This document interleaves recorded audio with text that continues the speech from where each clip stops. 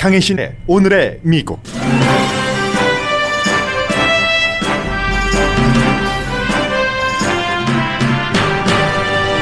코로나 바이러스는 전방위적으로 확산됩니다. 캘리포니아 주지사 가족도 자녀들이 양성 반응을 받은 하이웨이 순찰대와 접촉한 뒤 14일 자가격리에 들어갔습니다. 대통령의 큰아들과 대통령의 변호사 루돌프 줄리아니 아들은 양성 판정으로 자가격리 중입니다. 공공건강 전문가들은 총출동해서 추수감사절 모임을 하지 말라고 권고하고, 일반인들은 미국에 이어 영국에서 개발된 백신에 대해 큰 관심을 보입니다. 영국 백신은 사용하기에 따라서 효력이 최대 90%이고 미국 백신과는 비교가 안 될 정도로 값이 싼 게 장점입니다. 경제 전문가들은 바이러스로 인해 내년 전반기에는 마이너스 경제 성장까지 각오하지만 후반기부터는 가파른 회복세를 보일 것으로 기대합니다. 트럼프 대통령의 가장 강한 기업인 지지자였던 블랙스톤 CEO가 이제 선거는 끝났고 바이든을 도와 경제를 살릴 시기라고 강조하자 모두 주목합니다. 조지아주가 손으로 재검표를 하고 바이든 공식 선언을 당선을 인증한 뒤 트럼프 대통령 측 요청에 따라 이번에는 자동 재검표를 합니다. 두 번째 재검표 비용도 국민이 낸 세금입니다. 트럼프 대통령 변호팀에서 QAnon 음모론으로 부정선거를 주장해온 시드니 파월 변호사가 해고됐습니다. 바이든 행정부의 국무장관 자리에 토니 블랭켄 전 국가안보 부보좌관이 내정됐습니다. 포린 팔러시는 심하게 깨진 것을 수선하려는 인선이라고 평했고, 유럽에서는 그를 국제주의자로 부릅니다. 이스라엘 총리가 사우디아라비아 왕자와 미국 외무장관과 비밀 회동을 한 것으로 전해집니다. 회동 목적은 바이든 행정부 입각에 앞서서 트럼프 대통령이 깬 이란 이슈 등을 논의하기 위해서로 보입니다. 여러분 안녕하십니까? 오늘의 미국 강예신입니다. 이제 미국 대통령 선거는 누가 뭐라고 하더라도 이 트럼프 대통령이라던가 아니면 대통령 측근에서 계속 끝까지 법적 투쟁을 한다, 이런 얘기를 하더라도 바이든 당선으로 이제 거의 굳어지고요. 오늘 특히 지금 방송에서도 라이브로 전하고 있습니다만 미시건주도 그렇고 또 펜실베니아의 대부분의 카운티에서 공식적으로 그 바이든 당선을 인정하는 날입니다. 지금부터 시작해서 내일은 네바다주, 30일은 애리조나주, 캘리포니아와 뉴욕이라든가 일리노이, 이렇게 대도시는 12월 달이 돼야지 공식 인준을 하는 그런 날짜가 잡혀 있습니다만, 오늘 미시건주와 펜실베니아주에서 공식적으로 바이든 당선 인준을 확인하고 나면은 그 다음부터는 별로 언론에서도 당선인이다 아니다 이런 논란은 없을 것으로 보입니다. 그래서 잠시 뒤에 그 같은 내용들은 전해드리겠고요. 결국은 트럼프 대통령에게도 시드니 파웰이라는 공산주의자, 돈으로 바이든 당선자가 당선이 됐다, 기계가 베네수엘라에서 조작됐다, 이런 음모론을 많이 펼친 시드니 파웰 변호사는 아마도 트럼프 대통령이나 루돌프 줄리아니에게도 투머치였던 것 같습니다. 주말에 해고가 됐고요. 먼저 코로나 바이러스부터 전해드리겠습니다. 사람들은 자꾸만 바이러스에 대해서 한편으로는 걱정하면서도 조금씩 무뎌지고 있는데, 확산세가 이만저만이 아닙니다. 미국에서 1분에 1명꼴로 숨집니다. 하루에 최근에는 1,500명 정도는 숨지기 때문에 지난주 평균 그랬습니다. 그리고는 심지어는 조지아주에서 1월 5일에 재선을 치르는 연방 상원의원, 현재 공화당 의원이죠. 여성 의원이요. 데이비 퍼듀 말고 켈리 로플러, 이 상원 의원도 지금 코로나 바이러스 양성 판정을 받았기 때문에 자가격리를 시작을 했고, 대통령의 큰아들 양성 판정으로 자가격리 지난주 초부터 했는데 그 주말에서야 알려졌습니다. 그리고 루돌프 줄리아니의 아들인 앤드류 줄리아니도 양성 반응인데 앤드류 줄리아니는 특히 대통령과 자주 접촉을 했고 대통령과 가장 많이 골프를 치는 사람이고 백악관에서 일을 하고 있습니다. 이 사람이 어렸을 때부터 쭉 그 스포츠를 했고 프로 골퍼가 되는 것이 꿈이었었기 때문에 되지는 못했지만 아버지가 이제 소개를 해서 백악관에 취직을 하게 됐고 그 이후에 지금 백악관에서 꽤 돈을 많이 받고 일하는 사람입니다. 거의 그 연봉이 10만 달러 정도 되는데 백악관에 이제 스포츠 선수들 오면은 맞이하고 그리고 이제 대통령의 뭐 여러 사람과 같이 치지만 특히 측근이 필요하잖아요. 해서 앤드류 그 줄리아니가 대통령의 그 같은 골프 파트너였는데 양성 반응을 받았기 때문에 앤드류 그 줄리아니가 양성 반응을 받으면 모든 사람들이 백악관 주변 사람들이 다 노출됐다는 뜻이 됩니다. 특히 이제 루돌프 줄리아니 이 그 대통령의 변호사가 최근에 여기저기 여러 주에 이제 그 법적인 소송을 할 때 그 자리에도 많이 참석을 하고 했기 때문에 지금 백악관에서는 또 한 번 그 대통령의 측근이 양성 반응을 받아서 지금 격리가 됐고요. 그러므로 인해서 루돌프 줄리아니 변호사가 지난주 금요일에 오늘의 미국이 끝나고 나서 대통령이 이제 미시건주의 그 공화당 상원과 하원 지도자를 백악관으로 초대를 해서 이 선거에 관해서 얘기를 나눴는데 그때 대통령의 그 변호사가 그 자리에 참석하지 못했습니다. 아들이 양성 반응을 받았기 때문에요.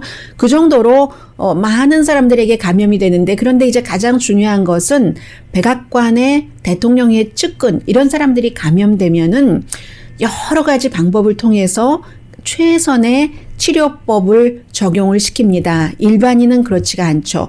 확산이 된다와 키워드가 한 3개 정도가 되겠는데 키워드라기보다는 키 문장이 확산이 된다와 두 번째는 그렇기 때문에 모든 공중 그 위생 담당자들이 제발 접촉을 하지 마십시오. 이런 거. 또 하나 중요한 것은 우리 모두는 백악관 대통령 측근이 아닙니다. 거의 많은 지역에서 병상이 없습니다. 만약에 심하게 아팠을 때 병원에 입원하기조차 힘들다는 거, 코로나 바이러스로. 그래서 굉장히 이번 주가 중요한 한 주일이죠. 게빈 뉴섬 캘리포니아 주지사는 코로나 바이러스와 연관해서 한 2주일 사이에 2번 그 큰 뉴스메이커가 됩니다.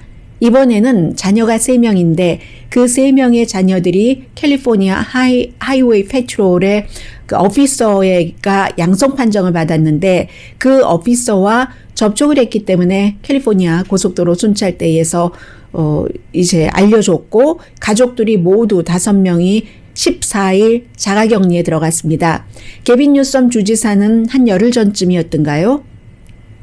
누구의 생일 파티에 갔는데 그 식당 자체가 원래 이렇게 문이 열려 있고 밖이었는데 사람들이 춥고 소음이 난다고 하니까 문을 닫았고 그 자리에 게빈 뉴섬 주지사가 있었다 해서 굉장히 이슈가 됐었고 본인이 사과를 했습니다. 그렇게 많은 사람이 모이는 줄 모르고 갔다 등등 해서 이제 이번에 자신의 가족이 아이들이 노출됐기 때문에 게빈 뉴섬 주지사와 주지사의 와이프는 현재의 그 테스트 결과로는 네거티브입니다만은 이렇게 그 격리에 들어갔습니다. 그러자 오늘은 지난주에 질병통제국이 한 똑같은 말들을 어제부터라고 말씀드리면 되겠네요. 공중위생국장 군인이죠. 그 제롬 아담스 공중위생국장이 TV에 나와서 계속 지금 얘기를 하고 있습니다. 뭐 아침 텔레비전, 어제 텔레비전에 나와서 제발 모이지 마세요 라고 얘기하면서 I'm begging you. 정말 제가 살살 빕니다. 정말 빌어요. 처음에는 I'm asking 미국 사람들에게 하다가 I'm begging you 라고 얘기를 하면서 조금만 더 참아주세요. 뭐 이렇게 지금 얘기를 하고 있고요. 땡스기빙 데이와 연말에 가족들이 많이 모이는 친구들이 모이는 그런 모임을 제발 피해 주세요. 작은 모임이라도 좀 그래 주세요 라고 얘기를 하고 있고 제가 오늘 아침에 케이블 텔레비전을 이렇게 보는데 그 어느 대학교에 이 의료, 특히 이제 전염병 담당 전문가였던 것으로 보이는데 그분이 얘기를 하는 거예요. 추수감사절 내년에 2번 하십시오. 올해 한 번도 하시지 마시고 올해 것을 세이브했다가 내년에 2번 하십시오. 지금 이런 정도의 분위기입니다. 영국에서 백신이 개발됐는데 효력에 대해서는 미국에서 나온 파이저와 그 독일의 작은 제약회사와 함께한 것이나 모더나의 95%보다는 효력이 낮습니다. 70%는 장담한다고 얘기를 했고요. 옥스퍼드 대학교와 함께 영국의 제약회사 애스트라제네카가 만들었죠. 해서 그런데 이게 한 번 분량을 놓고 또 두 번째는 첫 번째의 반 정도만 이 접종을 받으면은 90%까지 된답니다. 그런데 사실은 그 BBC 방송 같은 데서는 70%밖에 나오지 않아서 우리 실망했어라고 얘기를 하지만 전문가들은 원래 코로나 바이러스 백신의 효능을 한 50% 정도로 봤고 미국의 앤서니 파우치 박사도 70% 정도 되면 나는 강하게 지지를 하겠다라고 얘기했는데 70%에서 90% 사이가 되는 겁니다. 그리고 두 가지 미국의 이 바이러스 특히 이제 파이저 사건은 굉장히 낮은 온도로 보관을 해야지 되기 때문에 구분이 됩니다. 영국의 백신과는요. 일반 냉장고 그러니까 온도에 있어서는 그 파이저 사건이 가장 낮은 온도에서 보관을 해야지 되고 그것도 보관할 수 있는 기간이 그렇게 많지 않아요. 마이너스 80도라고 했죠. 그리고 그것보다는 모더나가 조금 더 형편이 낮고 이 옥스퍼드와 그 애스트라제네카에서 개발한 백신은 일반 냉장고의 온도로 아주 오랜 동안 보관을 할 수 있다고 하고요. 그리고 미국보다 영국에서 훨씬 많이 지금 대량 생산을 이미 그 약정을 받아놨습니다. 1억 명분, 영국 인구가 그렇게 많지 않잖아요. 1억 명분을 만들어놨는데 이게 또 가능한 게 이 제약회사에서는 옥스퍼드 대학교에서 미리 개발을 해놨던 시스템으로 적용을 시켜서 코로나 바이러스를 개발을 했기 때문에 대량 생산이 이미 가능하다는 얘기입니다.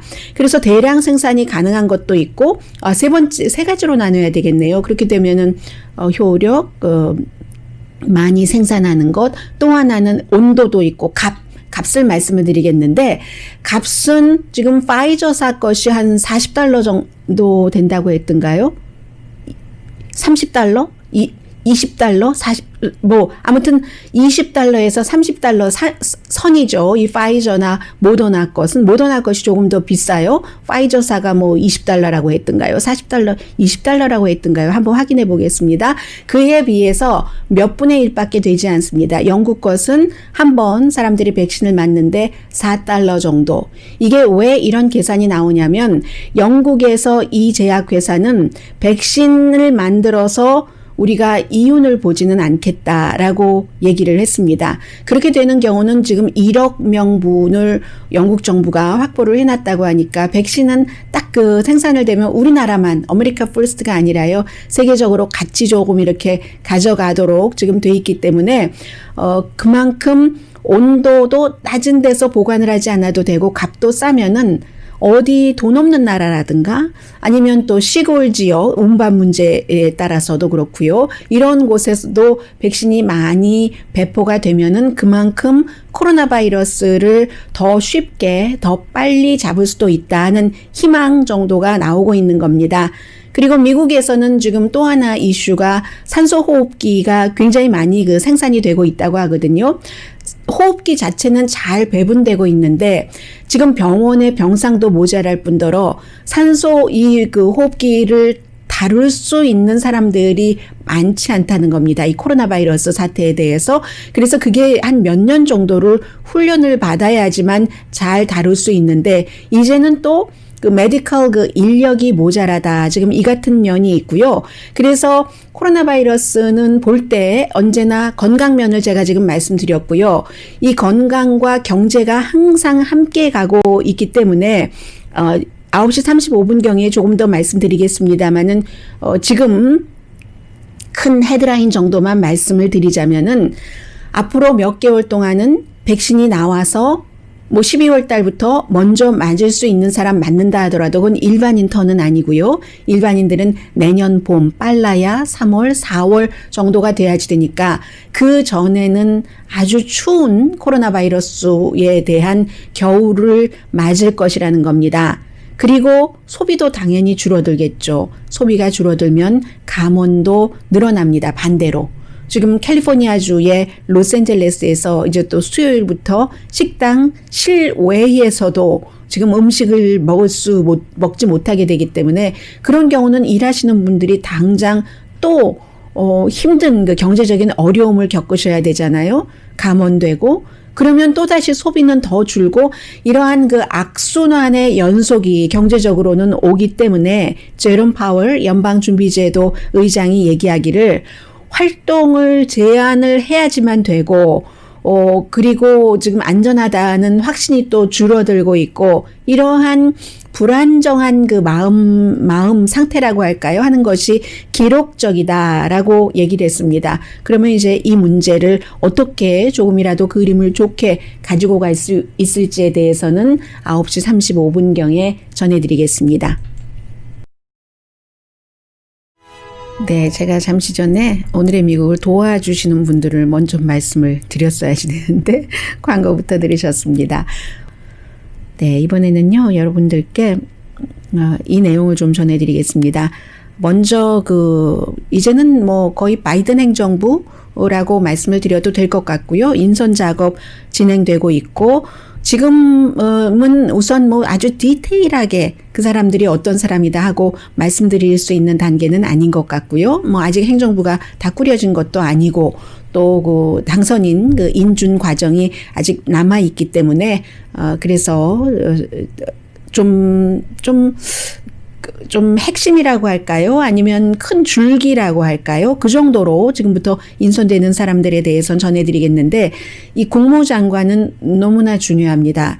미국의 많은 부분을 지금 마이크 폼페오 국무장관이 트럼프 대통령 아래서 일을 하면서 미국 고립주의, 미국 우선주의, 뭐 이런 뭐 이름이야 어떻게 됐던 동맹국과 그 사이가 굉장히 나빠진 것은 사실이기 때문에요. 지금 새롭게 바이든 행정부가 출범을 하면은 안토니 블링켄이라는 오랜 동안의 외교 문제의 전문가입니다. 뭐 지금까지 인선 나온 사람들이 다 그렇죠. 그리고 본인과 일을 함께 같이 했었던 사람인데 이분은 58살입니다.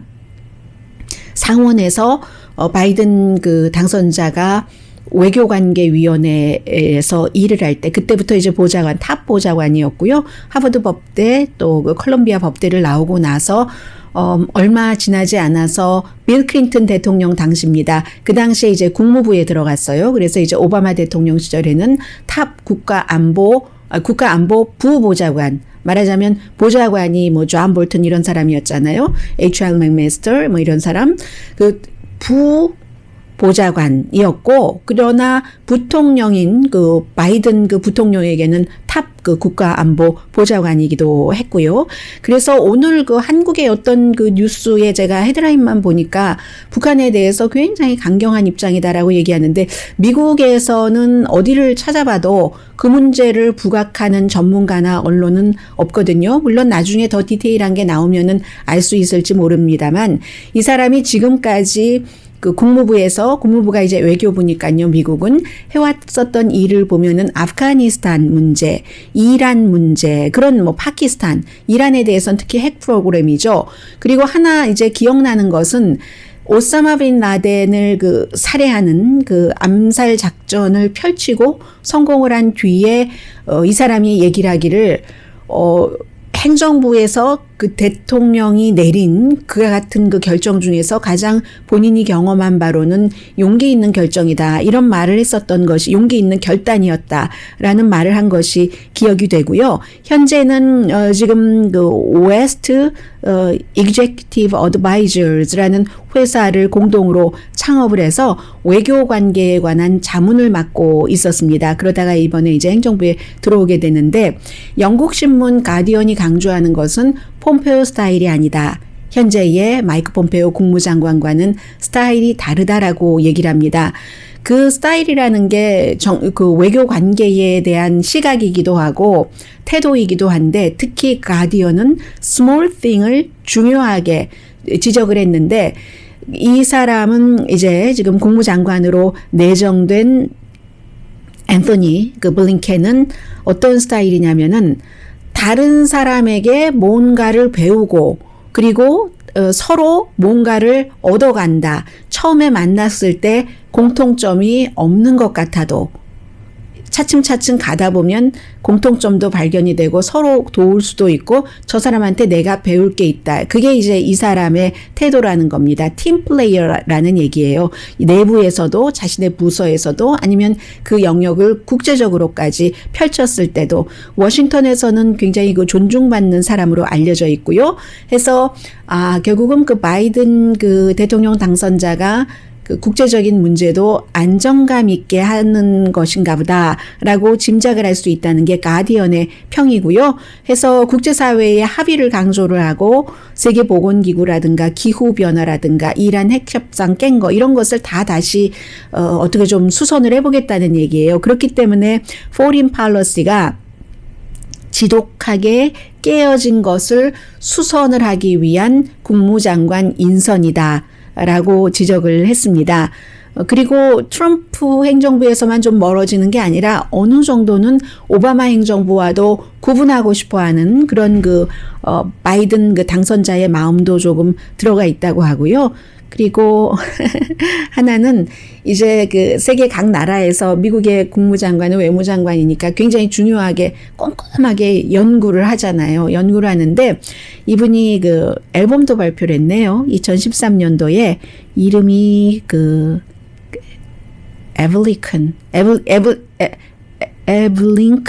에블링컨이라는 이름으로 지금은 많은 사람이 안 봐요. 어떤 그 사이트에 있는데 락앤롤, 영화, 음악 이런 것에 굉장히 관심이 많다고 하고요. 대학생 때 그 어머니가 오노 요코와 무슨 연관이 있어서 시를 같이 낭송을 할 기회가 있었다고 하던가요. 그 존 레논의 그 두 번째 와이프 오노 요코요. 그래서 그때 이제 존 레논 사인을 받아다 줬는데 아들이 이 사인을 신주단지 못 치듯이 했다. 비틀즈의 굉장한 팬이랍니다. 해서 다른 친구들과 함께 앨범도 냈고 러브송도 냈고 뭐 본인의 노래도 부르고 하는데 그 다른 친구라는 게 예전에 그 백악관 대변인이었던 제이 카니 이런 사람들이에요. 해서 그런 그 감성 같은 것이 있는 사람 외교적으로 서로 만나고 할 땐 이런 것들이 굉장히 중요하죠. 해서 일단 그 국무장관이 중요하니까 조금 말씀을 드렸고요. 내일 여러 그 장관급 인선에 대해서 발표를 한답니다. 지금 뭐 많이 나와 있어요. 뭐 예를 들면 린다 토마스 그린필드라는 사람은 UN 대사로 지명이 됐고 수잔 라이스 이런 사람 안 하는 거예요. 공화당이 싫어하니까 처음부터 싸우고 싶지 않아서 그리고 인준을 받아야지 되니까요. 왜냐하면 그 아들 부시 대통령이 존 볼튼을 유엔 대사로 인준을 하려고 할 때 아무도 존 볼튼을 좋아하는 사람이 없었어요. 같이 일하는 것 되게 싫어합니다. 다만 존 볼튼의 큰 장점이라고 하면은 무언가를 자신이 믿고 있는 바를 그 소신껏 좀 그 방법 자체는 굉장히 거칠고 다른 사람을 불쾌하게 할지라도 밀어붙인다는 것. 그리고 이제 그 윗사람에게도 자신의 소신을 얘기하지 예스맨을 안 한다는 것. 미국의 행정부에서 가장 대조적인 사람이 두 사람입니다. 2대1로 봐야지 되겠네요. 세 사람 가운데서 마이크 펜스와 마이크 폼페오는 예스맨. 존 볼튼은 노맨 이렇게 기록이 되는데 어쨌든 그 존 볼튼이 유엔의 그 인준을 받으려고 할 때 유엔이 인준 안 해주니까는 하도 좋아하는 사람이 없어서요. 그래서 이제 의회가 휴회할 때 살짝 끼워 넣었다가 아들 부시 대통령이 나중에 다시 인준 받아야 될 때 뺐죠. 그 자리에서. 그런 일이 있는데 이 사람은 워싱턴에서 굉장히 지금 국무장관은 좋아하는 사람이고 유엔의 지금 대사로 지금 넣으려고 하는 린다 토마스 그린필드라는 그 새로운 사람이 35년 동안 역시 외교관계 일을 했고요. 2017년도에 은퇴를 했습니다. 아프리칸 아메리칸이에요. 이 여성 지명자는 아직 공식적으로 지명하진 않았지만 이번 행정부에는 소수 인종이 여성이 상당히 많이 들어갈 것으로 지금 다 청사진 상으로는 나와 있습니다.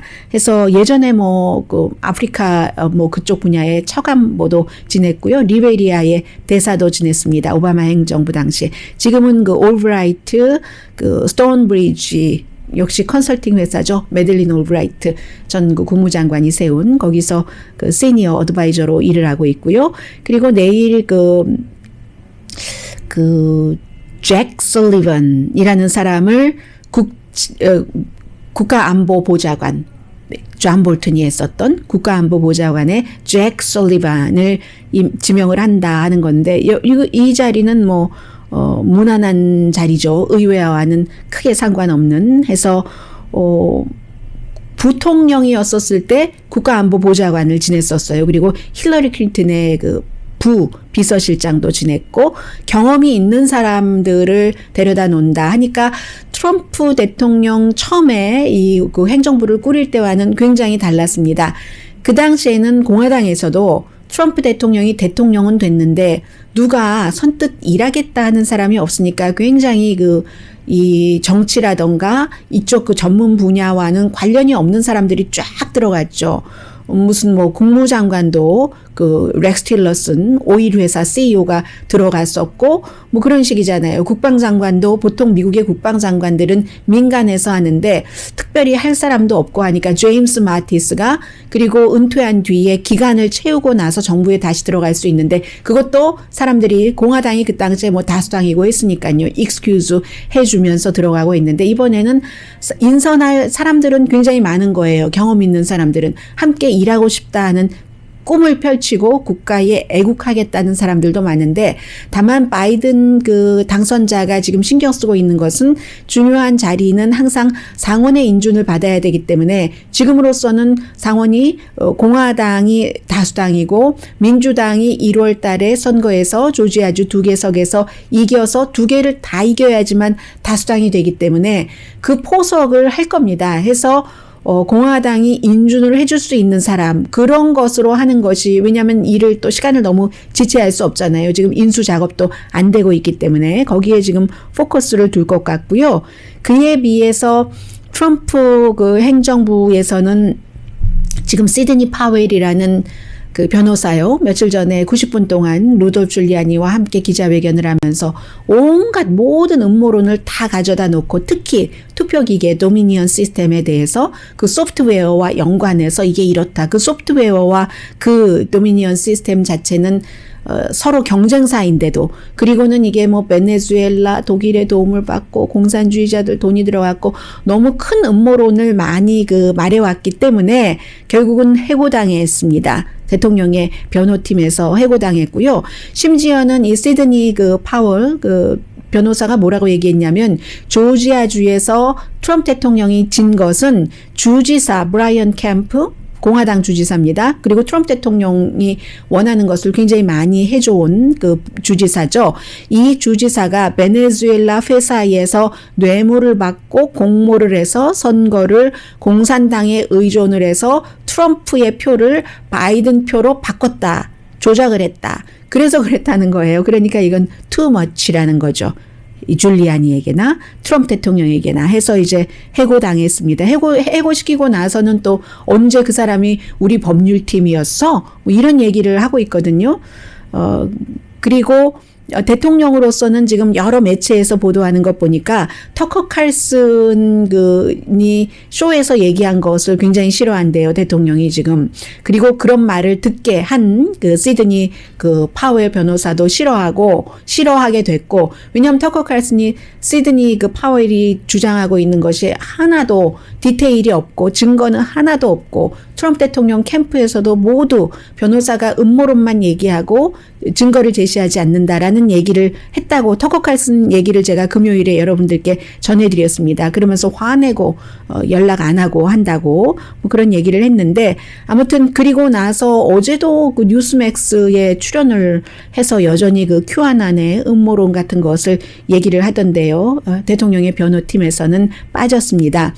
빠지면서 지금 펜실베니아에서도 또 다른 그 법적 판결이 나왔고, 미시건에서는 공화당 그 정치인들이 백악관에서 대통령을 만나고 나서도 우리는 법에 따라서 바이든 당선이건 누구건 표를 많이 받은 사람을 당선인으로 인준을 할 것이다 라고 해서 오늘 미시건주에서 아마 펜실베니아와 비슷한 시간대에 바이든 당선 인준을 할 것으로 보입니다. 그리고는 이제부터는 많은 그 공화당 정치인들이 나와서 존 볼튼 계속 얘기를 하죠. 그리고 레리 호건 그 메릴랜드 주지사도 계속 얘기를 하죠. 존 케이식 전 오하이오 주지사도 이 정도면은 이제는 인수를 해야지라고 얘기를 하는 형편입니다. 잠시 뒤에 경제 관련 뉴스 전해드립니다.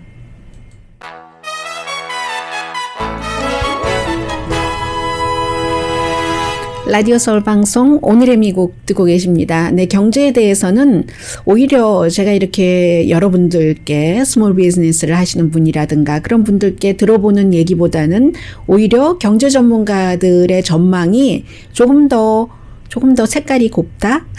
색깔이 밝다라고 말씀드려야지 되나요? 그런 것 같습니다. 왜냐하면 이제 코로나 바이러스로 특히 한인분들, 스몰 비즈니스 하시는 분들이 너무 힘들어서 아예 각오를 단단히 하고 계시는 것 같아요. 그 각오를 단단히 하시는 게 특히 기간에 있어서 지금 전문가들은 내년 그 분기별의 경기도 JP 몰건이라든가 첫 분기에는 수축될 것으로 예상을 하지만 2, 4분기, 3, 4분기부터 한 4.5%에서 6% 정도는 늘어날 것이다. 이번 분기는 물론 마이너스 성장을 예상을 합니다. 2.8%, 골드만삭스의 경우도 그렇고 하는데 전문가들이 어떻게 생각을 하고 있냐면요. 물론 지금 가장 중요한 것은 정부의 그 바이러스 그 부양책, 물론 PPP 그런 것 제외하고도 정부의 부양책이 있는데 그게 12월 말일에 끝나는 것을 자동적으로 연장을 시킬 것인가 이것도 아직 몰라요. 왜냐하면 공화당과 민주당 사이에서 물론 경기 부양책이 필요하다고 하지만 가장 큰 차이점이 돈의 액수입니다. 민주당은 더 많이, 공화당은 더 작게. 거기서부터 이제 모든 문제가 생기기 때문에 무디스라든가 지금 특히 이제 바이든 당선자 주변의 경제 전문가들은 경기 부양책이 빨리 나오지 않고는 미국이 이중으로 그 경기 침체가 될 가능성이 높다고 굉장히 그 우려를 하고 있습니다. 실업률이 심지어는 내년 여름이 되면은 10%까지 올라갈 수가 있다. 경기 부양책이 없을 경우에요. 그러나 아주 제대로 된 경기 부양책이 나와서 잘 그 작동을 한다면 그러면 사람들이 좀 좋아질 수도 있다는 건데 그 전에는 세이빙 지금 다 뽑아서 쓰셨죠. 의료비 지출하느라고 어떻게 힘들게 저축해 놓았던 거 한꺼번에 그냥 다 의료비로 쓰시는 분들도 많이 계세요. 집을 잃는 분이 나올 수도 있습니다. 파산 신청을 할 수밖에 없어요. 이 얘기도 저도 들었습니다. 어떻게 할 수가 없다는 거예요. 파산 신청을 할 수밖에. 이렇게 찾아온 경기 불황이 일단 많은 사람들의 생활을 완전히 바꾸겠지만 여기서 이제 슬픈 얘기는 사실은 이게 불필요했었던 어떻게 잘 대처를 했더라면 25만 명이 숨지지 않았어도 됐고 이만큼 많은 확산자가 나와서 그래서 계속 이렇게 문을 닫아야지 되는 상황이 이것보다는 나았으리라.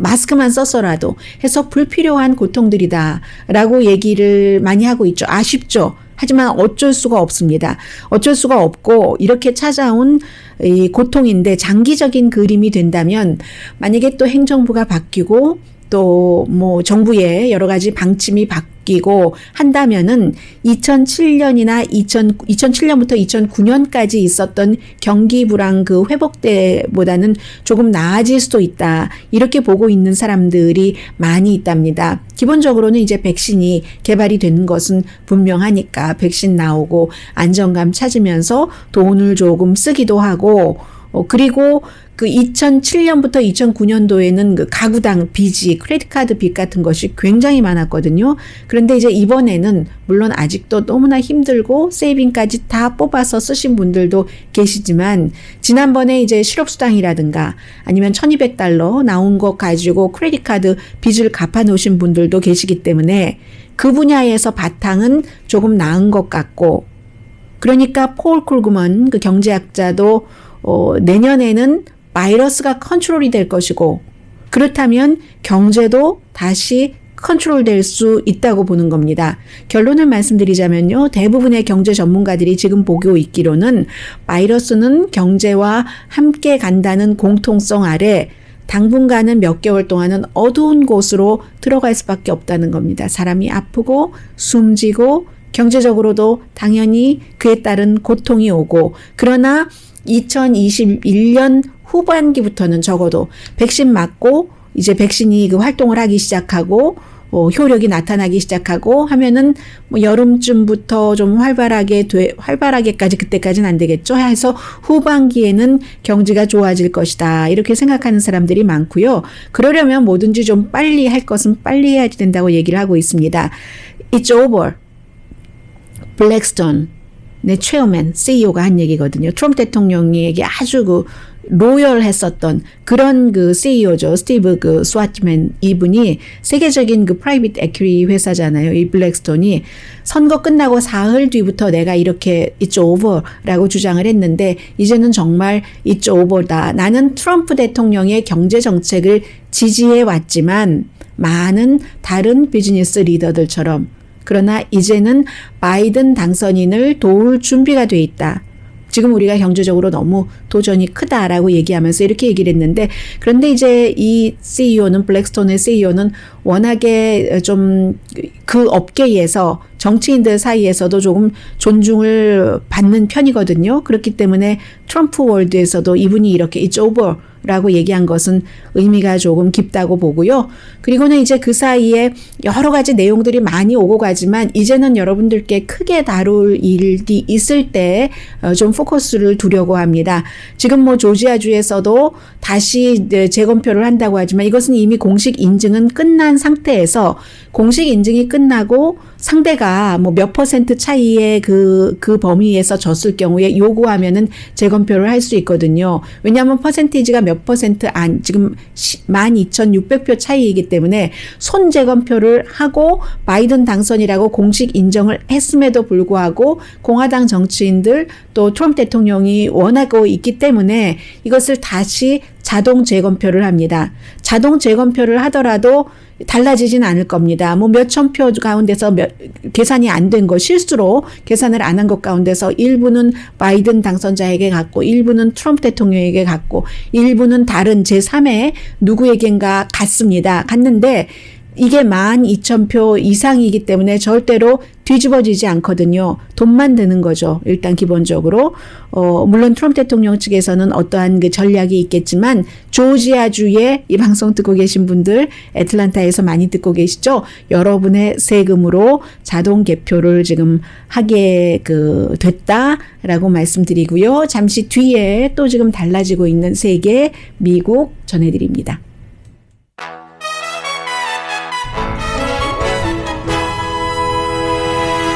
라디오 서울 방송 오늘의 미국 듣고 계십니다. 이제 뭐 새로운 행정부 들어올 때가 얼마 남지 않아서요. 2달도 안 남았나요? 2달도 안 남았기 때문에 나가는 행정부는 여러 가지 마무리를 해야지 될 테고 들어오는 행정부는 뭐 인수인계 못 받으니까 나머지 일들을 하고 있는데 특히 이 문제가요.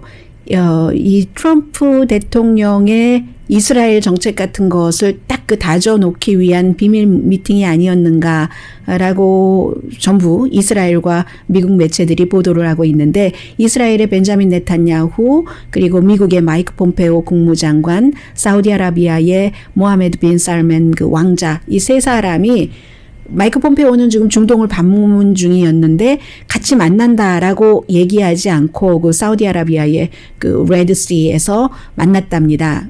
벤자민 네탄야후가 중요한 코로나 바이러스 내각 회의가 있는데도 불구하고 그것을 취소하고 만나고 사우디에서는 만났다는 얘기 안 하는데 또 벤자민 네탄야후는 부인도 안 해요. 이런 여러 가지가 이란 핵 협상을 트럼프 대통령이 물리쳤는데 무효로 했는데 이것을 바이든 행정부가 들어오면 다시 어떻게 할 것인가. 이란과 이스라엘의 관계, 이란과 사우디아라비아의 관계 이런 것들을 지금 하기 위해서 비밀 회동을 했다고 합니다. 존 켈리 전 국무장관이 기후변화 자르로 내정이 됐답니다. 강희신이었습니다.